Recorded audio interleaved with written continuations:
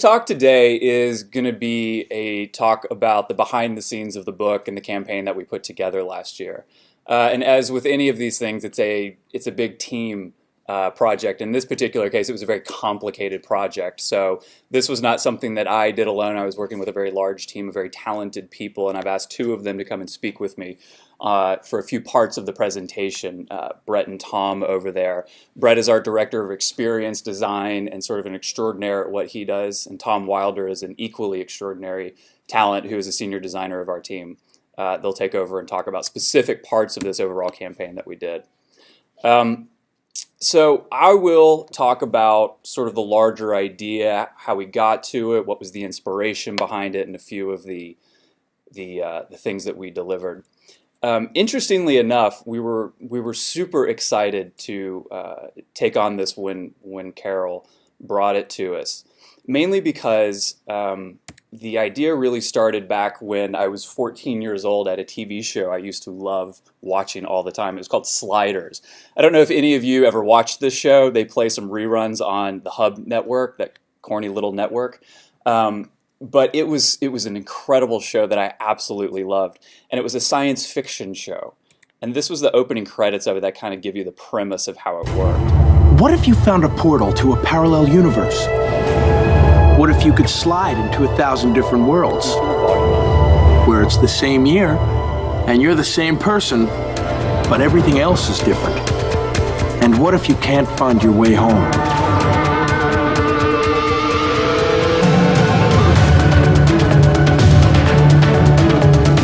So anyway, it had Jerry O'Connell in it.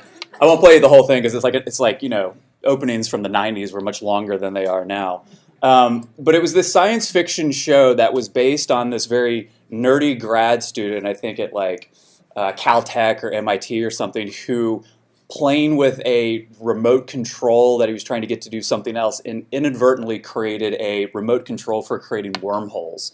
And that's one of the wormholes that you can see right there. And being the ever-curious scientific mind, he said, what the hell, I'll jump into the wormhole. And a couple other people kind of got pulled into the wormhole with him. And what ends up happening is that every time you jumped into a wormhole, you were thrown into this parallel universe where, as the opening said, it was the same date and time of the time that of the world you just left, but the world was very, very different. And what was so fascinating for me as a 14-year-old watching this on a Friday night was that every world they went to had one little quirk to it that the previous world didn't. So it was always like, what if you went to a world where dinosaurs never went extinct? What experience would that be like? What if you went to a world where the Nazis won? What would that world be like? Or if the U.S. was or most modern countries were a matriarch rather than a patriarch society.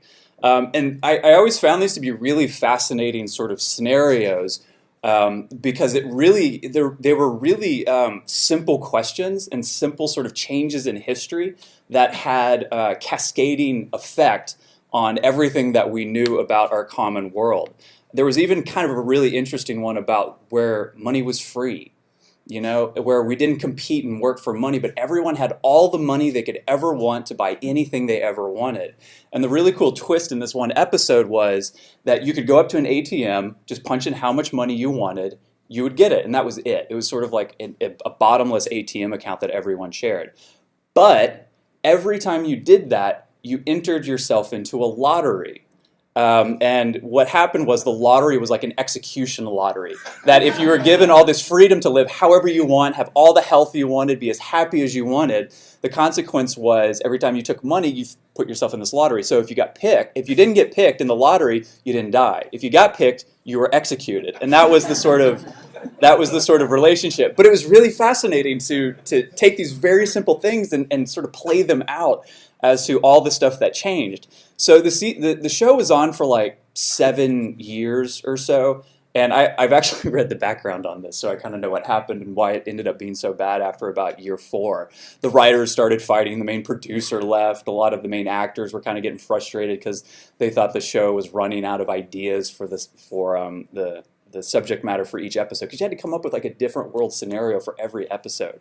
So they actually started getting into these really corny lines like, what if you what if you landed in a world where women had facial hair and men didn't?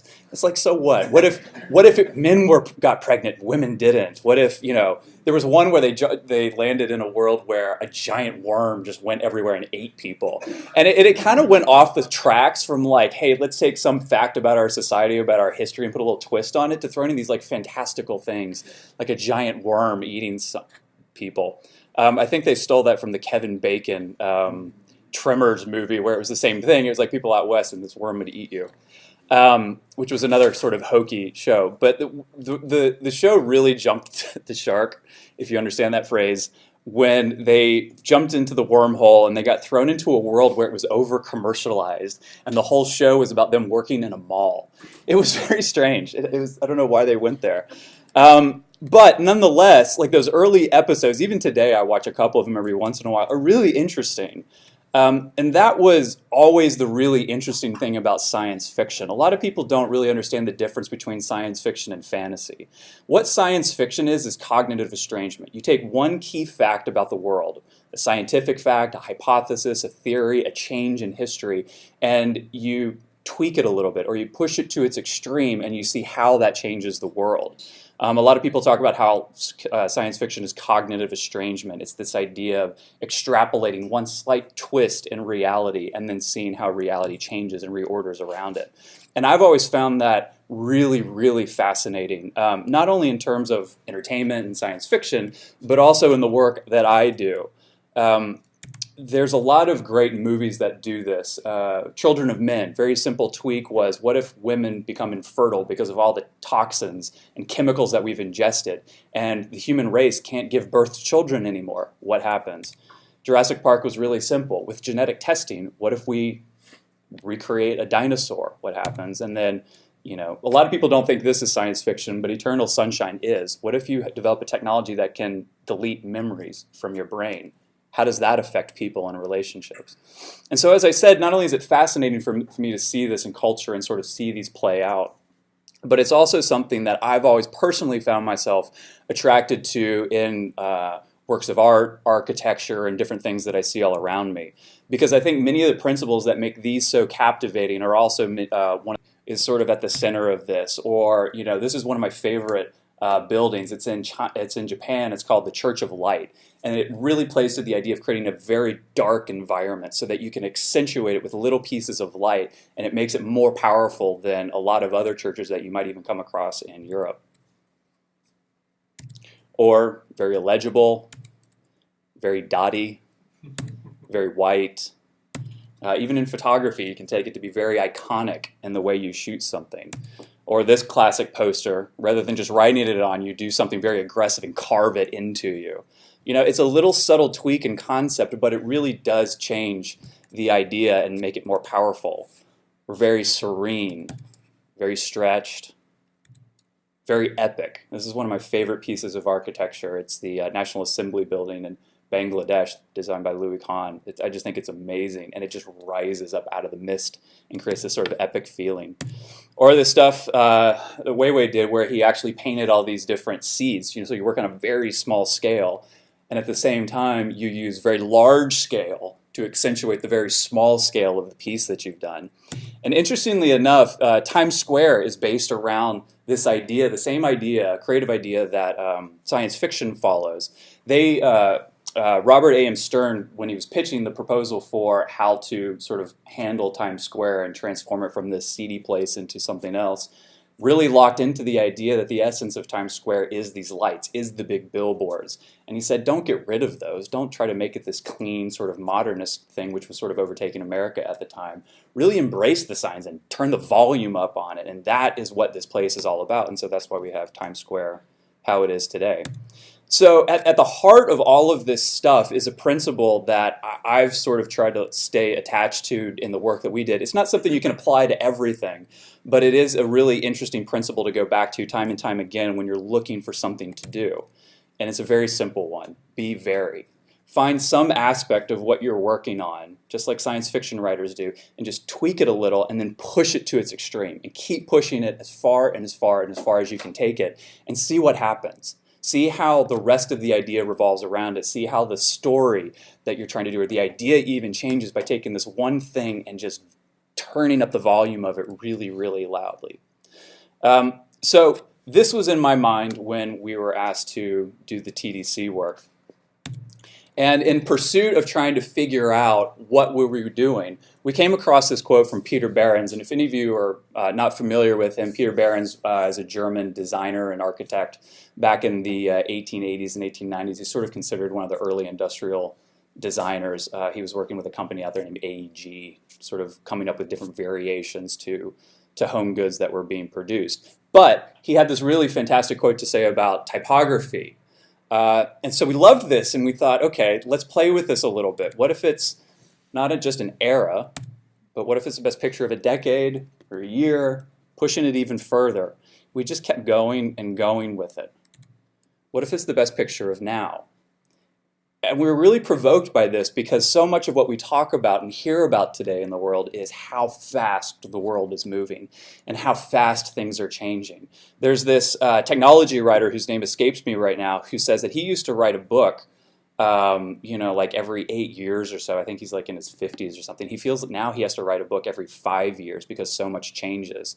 And there's all these fantastic stats about how Ray Kurzweil talks about this all the time, about how the rate of acceleration of the rate of change is accelerating at an exponential rate. So he predicts we'll reach singularity by like 2020 or something. But the point is that everything's moving really, really fast. And so if everything's moving really, really fast, how does typography keep up? How does typography capture the essence of that change as it's happening? So we're not just waiting generations, but we're actually like capturing a moment. So how do we think about doing something as sort of crazy as that?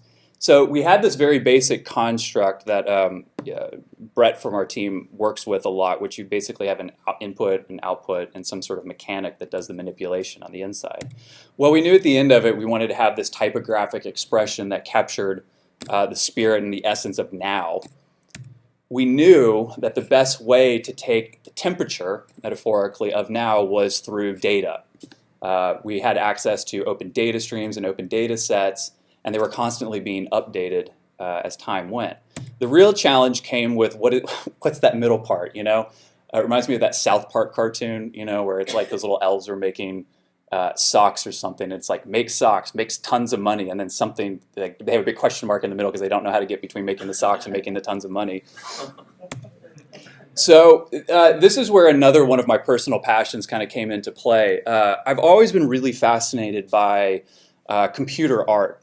And if you dig into the history of computer art, you find that in the 60s and 70s that really kind of started to become formalized with a group of people called the algorists, similar to the Dadaists and Surrealists and so on. There was this group called the algorists, and they spanned everywhere from the United States over into Europe, and Europe was really the place where most of this was happening.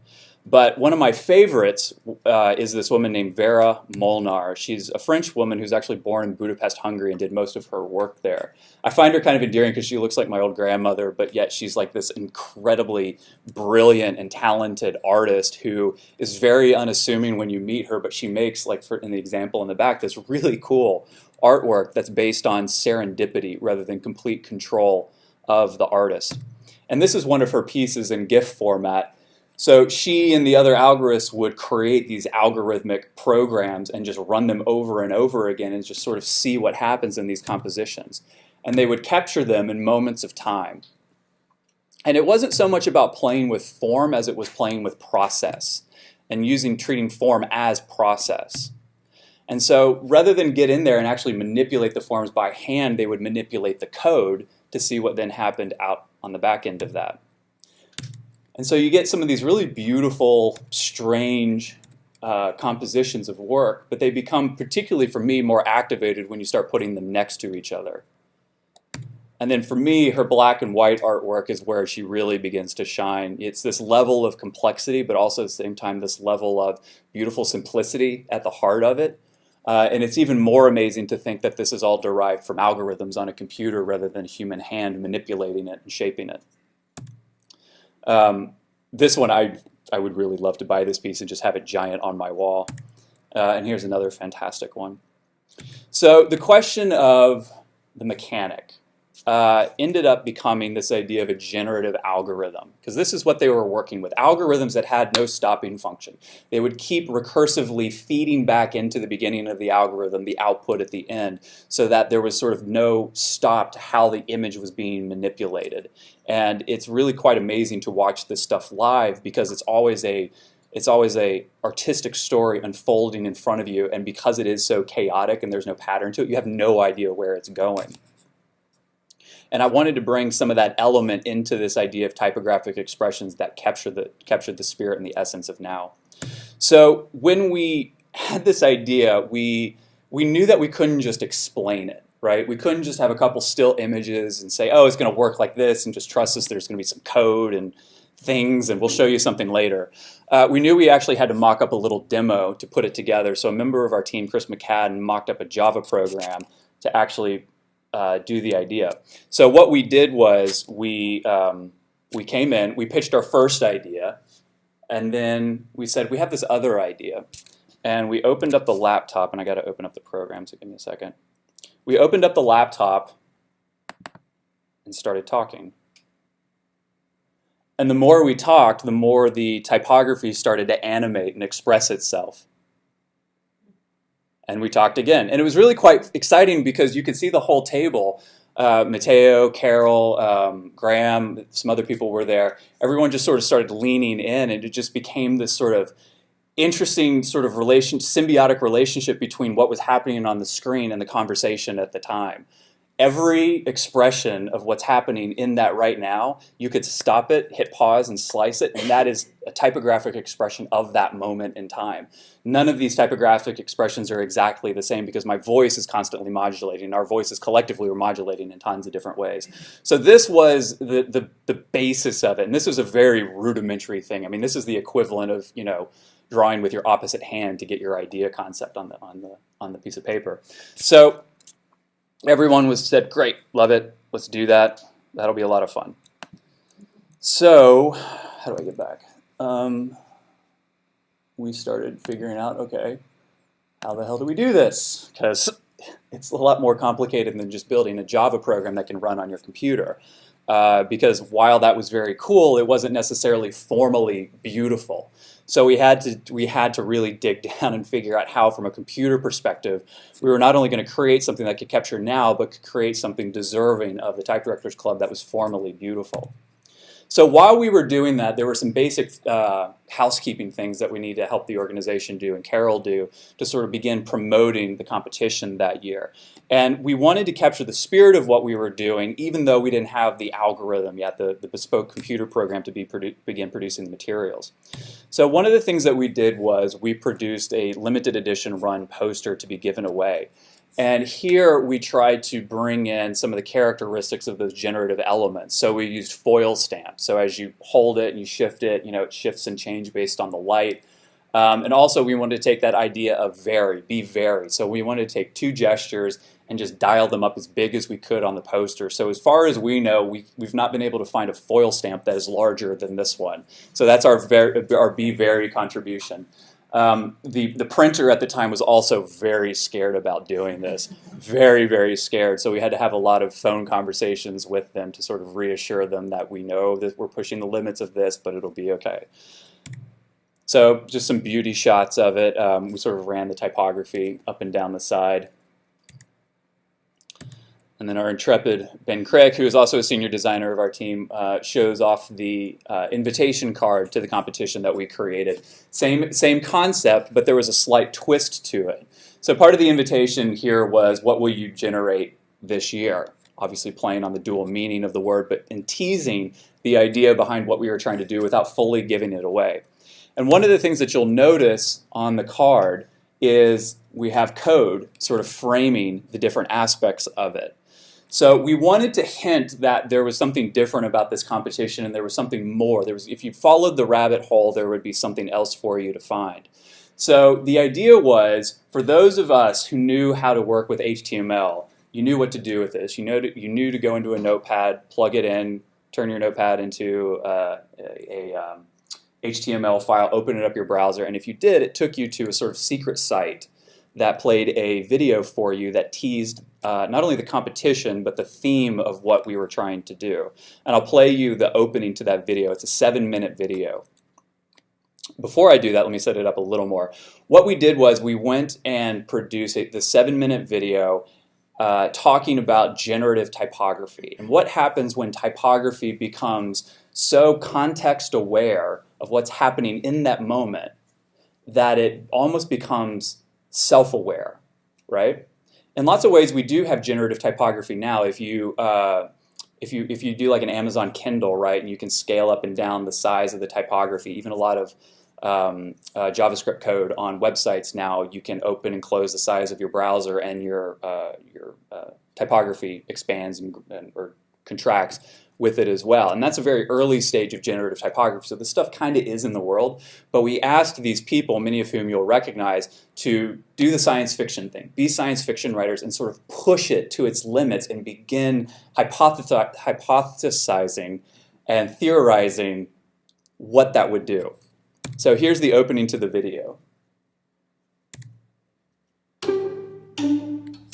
The typeface seems to have gone from a formal object into an information object. It can have data embedded in it in a way that the punch cutter in Antwerp never could have. You can actually start to take in data and inputs from other things and start to change its form. It can start to mirror something that its viewer might express. It can take on the characteristics of its environment in almost chameleon-like fashion. It can start to actually have a kind of intelligence to it and a kind of consciousness. The term generative typography is interesting, and I think that it perhaps needs a lot of discussion. So that was the sort of the opening fire, or the shot to sort of open up the competition. That's still being posted online. There's some Vimeo links to it. We're going to have it on our site pretty soon. We're currently redesigning our site. But when I was interviewing a couple of my friends there, they had so many interesting things to say that it was really hard to cut this thing down to 7 minutes. I mean, it easily could have been a 45-minute video. The stuff that they were saying was fantastic. So I really encourage you, if that was interesting to you, to actually go and watch the sort of Act 2 of that, because there's some really interesting stuff. So you saw some of the interfaces with sort of the sliders in there and some of the moving typography in there. Those are actually video clips of the tool we were building to use. And we thought, well, hell, we're building the tool. Let's actually show people the sort of behind the scenes of the generative type. And so as we were doing that, we started producing these beautiful these are GIFs showing what the tool was building. And then we started combining it with color.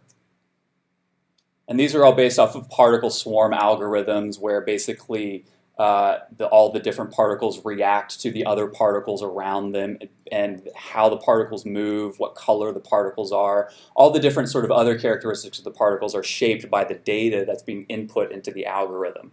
So you get these really interesting shapes, and trying to get them to, eventually move into typographic forms was a really daunting and challenging task, but we started to get some really interesting play with it. So, as I said earlier, two of the team members who worked with me on this are going to talk some.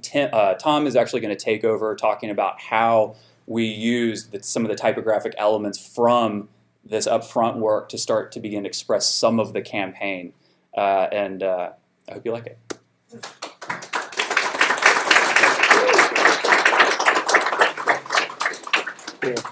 Hi, that's really great. So, as Lee said, this is kind of our jumping off point of now we have to start making things like the entry site and things like the actual book eventually, which we'll get to. But the first thing that we were tasked with doing was the entry site, obviously. And what our interpretation of the particle swarms that Lee had mentioned earlier, what we did is we took the TDC logo, and every time the page reloaded, what would happen is the particle swarms would shift or change, or it would be a different image, or change color, change shape, change form. So is the GIF working? Is it not? Is it playing? Click. Ah, there you go. So now you have, so for instance, this one was black and white. This one was more kind of particle bursts. This one was almost like confetti. Oh, there you go. Better confetti. So we talked a little bit about this before, but and you saw a glimpse of it in the video that we played for a short burst. And yes, if you did like it, you should definitely go check it out. So the way that the generator site worked was you could actually input 6 characters. You can see right there, enter a word. And what would happen is you would instantly get to see how it was reacting in time. And so you could change all sorts of different things based on your location. So let's say if we were in New York City and the time was 10:54, that would change the color of the word that was up there.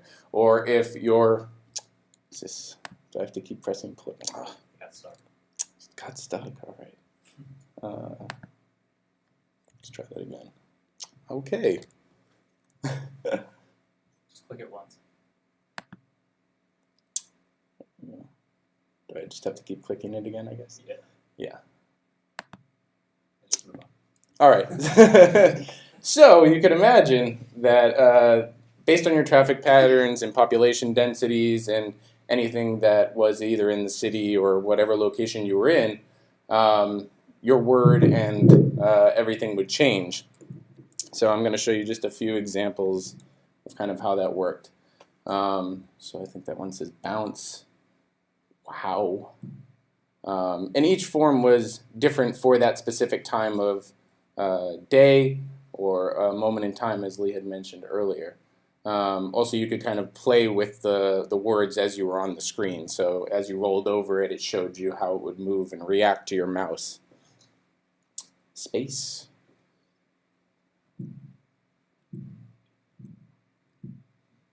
That's Mateo's.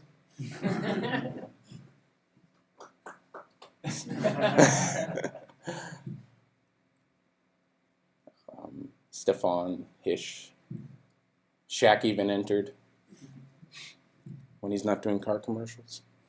So I think that's it, right? So I'm going to hand it on over to Brett to talk a little bit more about the exhibition design and some of the other things that took place after the website.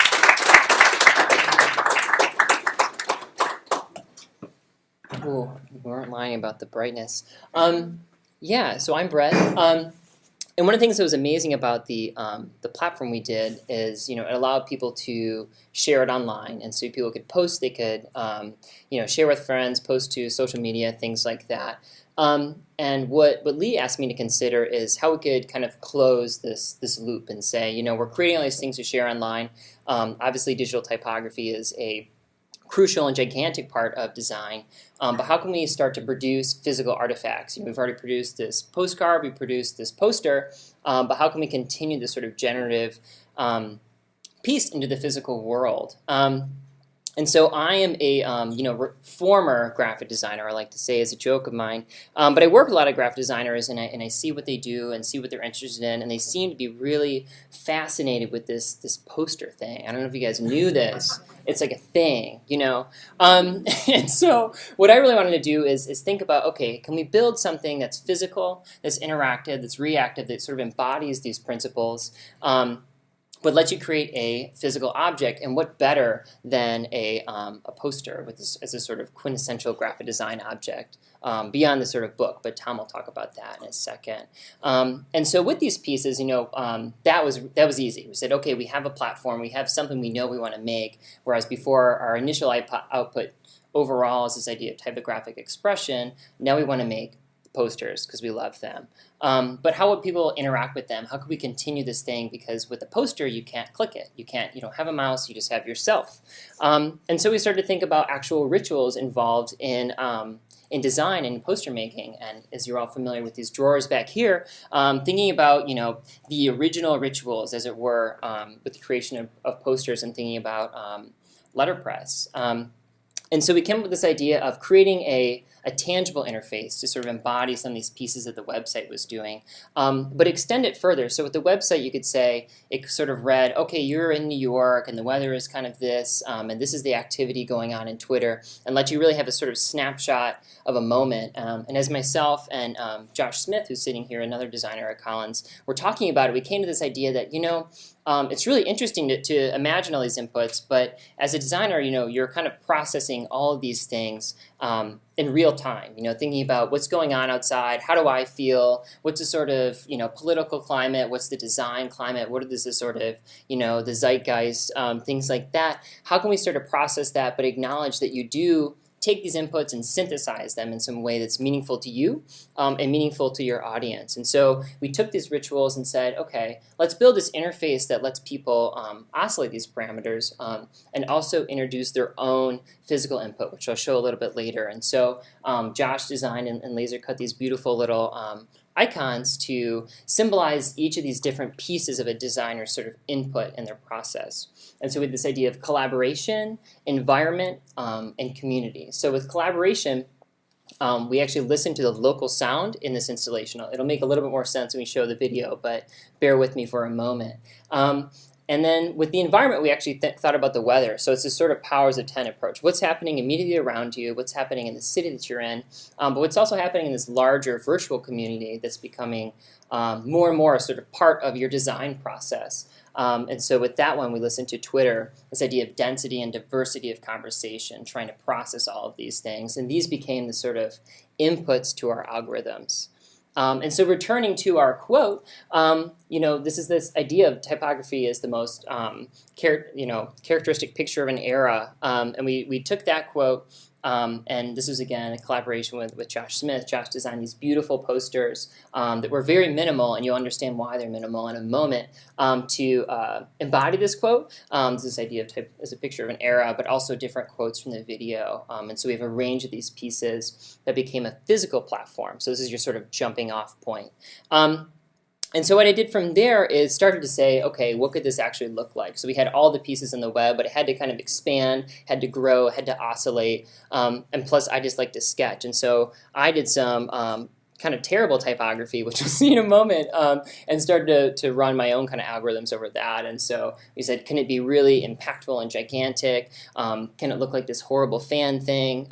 This did actually end up making it in the end as bad as it looks. And starting to push the legibility. And then this is one of the pieces with our original kind of flocking algorithm that we could really start to abstract that. Or can it be kind of psychedelic? Or can it have, how can we embody the designer's actual physical input? So this is me with a Kinect camera, which reads me in 3D and was kind of extruding the letter forms together. And started to prototype those into an interface and into a poster. So saying, how can I take Josh's beautiful letter forms and make them look really terrible? Started to make them at least a little bit more legible. And then these last two are like my just nerd esoteric slides for you guys, but just to show some of these other pieces we were doing in the side about how you can recognize typography and how computers see typography, because I think that's just interesting as well. And so these were all of our pieces we had going on, and I'm going to show you this video and kind of talk over it and explain it. So what we did is build the system, and we have, oh, here, I'm going to mute it, maybe. There's not any real sound there. Hang on one second. There we go. So we built the system. So this is a physical poster, and you can see our beautiful tangible interfaces here. When you select one of the posters, we have a camera that recognizes it, and it begins to actually projection map onto the posters. And so you see this background. And what each of these are doing, these are our little blocks down here. They control these particles that are flying around and creating these designs. Not always so chaotic. Bear with the system for a moment. And each of these, as we said before, controls the influence of these things on your design. So as I'm pulling away the blue block, it's actually reducing the influence of the environment around it. So it'll start to fade to black. That's actually the background color. Whereas the ampersand ramps up the involvement of the larger environment. So it actually makes it very reactive to sound. And this last piece is acknowledging that, yes, you process all of these things. You saw me wave my hand over it, and you kind of exert your own influence over it. So it's kind of a simple moment. This is a better example here. So you can see that it's projecting onto the physical poster and creating all these pieces. The last piece, you can almost see it in the video, is next to it we had a big red button, which is my favorite classic dumb interaction to insert into each side of things. And so what you could do is when you were ready and you said, this is great, I have this sort of right ratio of influence of all these things around me, or I can clap and just reset it again like that. I push the big button, and as you can imagine, out comes a physical poster. And so these are these sort of close-up details just to give you a sense of the kind of resolution of what was going on. Here's one of the other quotes we selected: type as an object of circumstance. But these are what the posters looked like. So we had these actual physical pieces that you could take home. They had a lot of like really nasty gradients because I'm a fan of that, sorry. But these are sort of the range of what's going on. And some got really weird and abstract. Some were semi-legible. And this is a sort of just snapshot of all the ones from our piece. And so we actually put these together, let people print them out, take them home, and had a little poster show. And you can see, yeah, a lot of gradients. If you didn't like gradients, you weren't invited to the show. But otherwise, it was pretty good. And I think I'm going to hand it back over to Tom to talk about the book.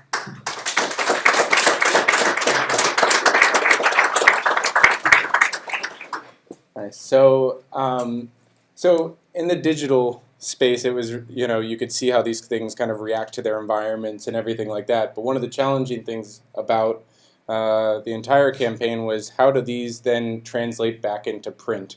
So you could kind of see earlier with the holographic foil poster or the postcard, we kind of treated it in a way where you could always kind of look at it and see that it was changing in different lights and different shades, and the color would always change. So for the book, one of the main things that we started to look at was how do those particle clouds translate to the cover of the book? And so what we started to experiment with, because it was typography 35, was a 35, because designers love numbers, why not? And what we found was we really loved the way that these were kind of crashing and intersecting, and they still kept the liveliness that all the generative tools and everything that we had created, it still caught that energy. So another printing technique that we applied to the book that wasn't on the posters was we actually printed on Mylar, which is a metallic surface. And so as you held the book and shifted it in your hands, it was always changing the color, it was always changing how bright it was, the intensity of everything that was on the cover. So again, just kind of like a really beauty shot. The typography, whether it be judges or whether it be the table of contents, had a giant letter form that was a different expression. This is showing some of the interior slides of the book. Again, we made the type extremely minimal on the side, and we used a typeface called Prestige Elite, which is really not a typeface that was, is very computer driven and very mono, to push it back as much as possible and let the work shine. This is Jesse, who I think is here tonight. I'm just going to hold it up there for a little while, Jesse, let you admire that spread. Again, just trying to show the work as big as possible. Some really fantastic entries this year, so again, these are just...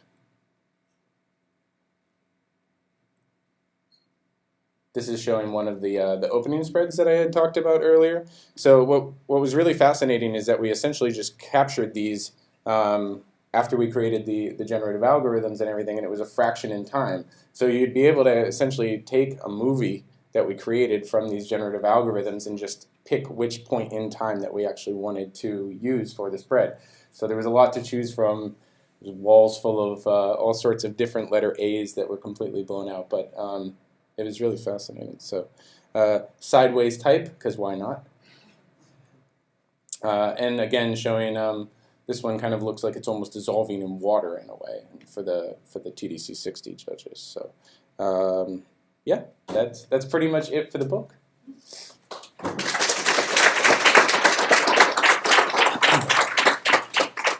So that's what happens when you push typography really far and connect it with algorithms.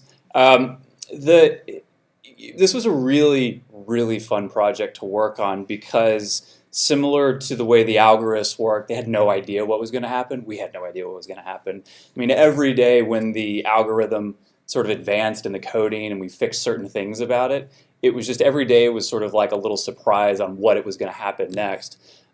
So again and again we came back to it, and it was really particularly fascinating to translate a computer program, a bespoke computer program that worked on our computers, make it work as a tool online using Canvas elements in Google Chrome so that everyone could play with it. And every single day we came in and saw different generations and different iterations of what people were doing with the tool. So it was quite satisfying to be able to open it up to everyone and have everyone play with it as well, because in this type of work, in this type of generative work, it's not so much about controlling it, but trying to give it out to as many people as possible and have as much stuff generated as possible, because that kind of gets to the essence of the serendipity of the work of the algorithms and the work that we were trying to achieve. So as closing thoughts, rather than have me wax on about something else, I thought what I'd do is I'd play the end of the short film that we shot, because what it does is it looks to the future even further, wondering really what is the future of typography if it is connected to algorithms, and if it is context aware, and if it is constantly becoming a picture of now. And I'll let that play us off.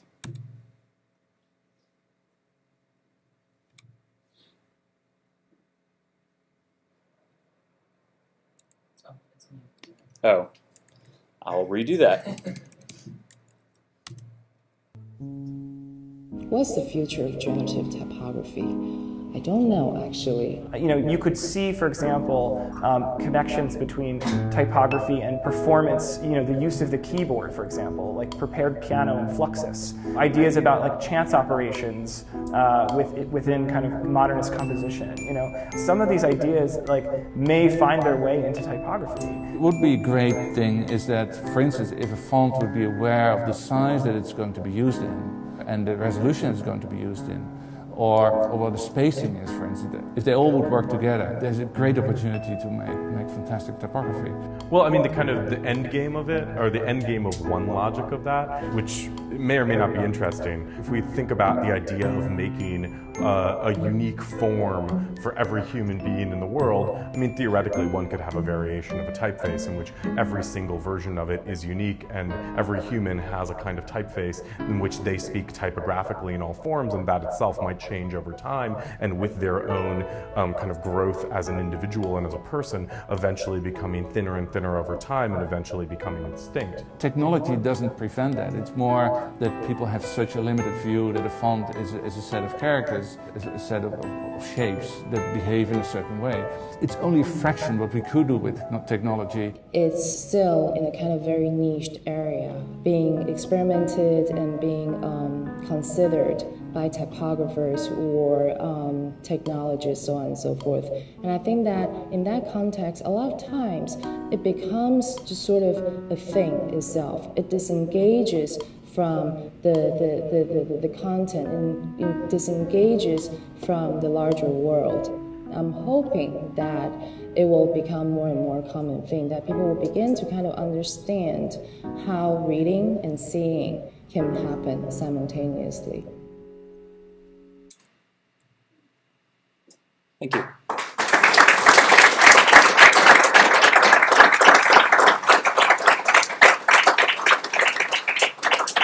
Q&A time. Yeah. Any questions? So you have that little film at the end showing what some people's reactions to this idea of generative typography. Having gone through this whole process that you guys did, obviously you have your expression of it with the website and the book, but now taking a step away from it, what would be your quote in that film if you were giving your reaction to where it's going? Oh, man. I love that question, and I really wish I had a really good answer for it. When Natasha was talking about reading and seeing at the same time, that to me is really provocative, because you start to get into, in a weird way, that whole synesthesia type of activity where you have certain senses doing the actions and performing the functions of other senses, and how she does, how to actually combine that so you're actually seeing the idea but reading it at the same time, I think is a really provocative thought. And if I were to could follow one idea out of that video out the door and try to push it further with my own thinking, it would be that one, which is why I chose to end it with it. Yes? So, you guys did a lot of work with the generative typography on building on letter forms, adding textures and colors and things like that. What was your process like for choosing those base letter forms that you were working with to start with?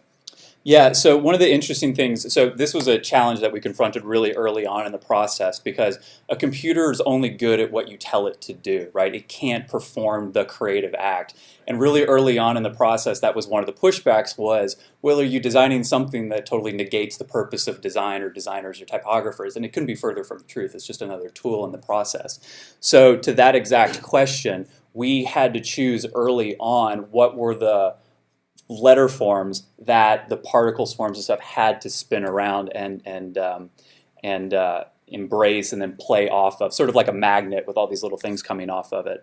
And how we chose to have the particles react to it and even the forms of the particles were all choices we were making in the process. So there was very much design involved in it.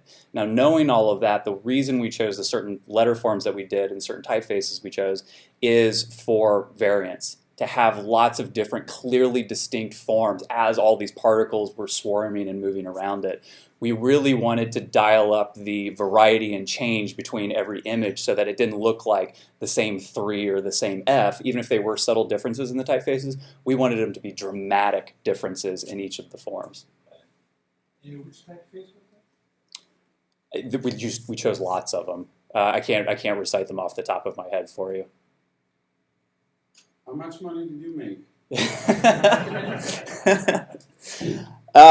don't want to know. Yeah. How much money did you spend? Yeah. How much money did you spend?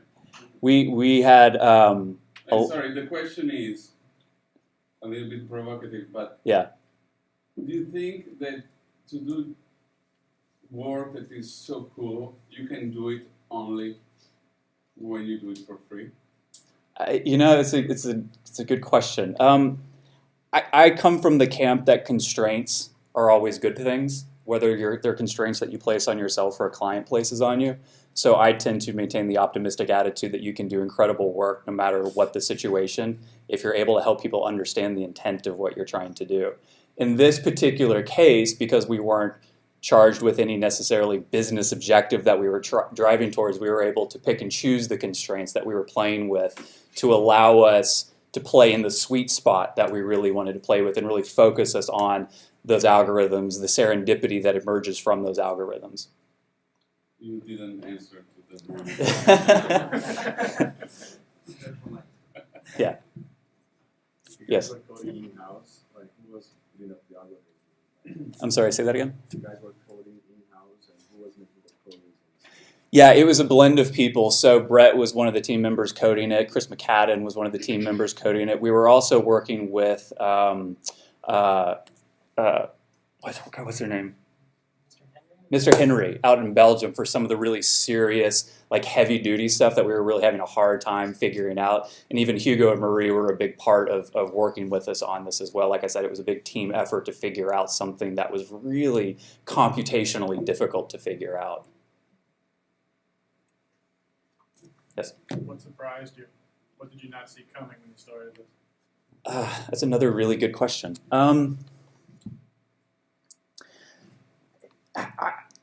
I think one of the things was how rich the conversations were around it, because truthfully it started out at the very beginning of, oh, this is really cool, let's go do that, right? And so we were led by the form, we were led by some of our understanding of the algorithms and some of that idea of be very, but it was really the form that we were chasing after. But along the way, as we played with the form, as we were making decisions around the structure behind it, it inadvertently led us to really philosophical conversations about typography and typography in an interactive environment and data sets and algorithms and stuff. And that was the spawning of the short film video, that we wanted to find a way to capture the conversations that we were having in the process and share it with other people. But rather than put a camera on us, right, and have it be about us. We wanted to go out to some of the most provocative thinkers, some of the people who really had the authority to talk in this space, and ask them those same questions that we were coming across in the process. At what point did it move from being sort of this data and idea and sort of construct to being an object? And this one really did become a beautiful object. Do you mean specifically in the typographic expressions or like in the book? In the book form. So your question is, where was that transition point? Or did you expect it? Did you already envision it as this specific kind of end product of the book? Well, the book was part of the brief that we received from the TDC. One of the objects that was not part of the brief was the generative posters. So Brett joined our team sort of early on in the process. And Brett's a very provocative thinker in the world in terms of combining the physical and the digital and trying to blend the digital and the interactive into the physical world, treating digital and physical as a material rather than a solution that people directly engage with. So Brett's thinking and his approach was very provocative in the idea of, well, we've made all these great things on screen, right? But we're speaking to a designer community who works on screen but ultimately loves to hold something, loves to archive something, you know. So we began to just think about what are ways that we can make this physical, and the real early on example that we landed on was posters.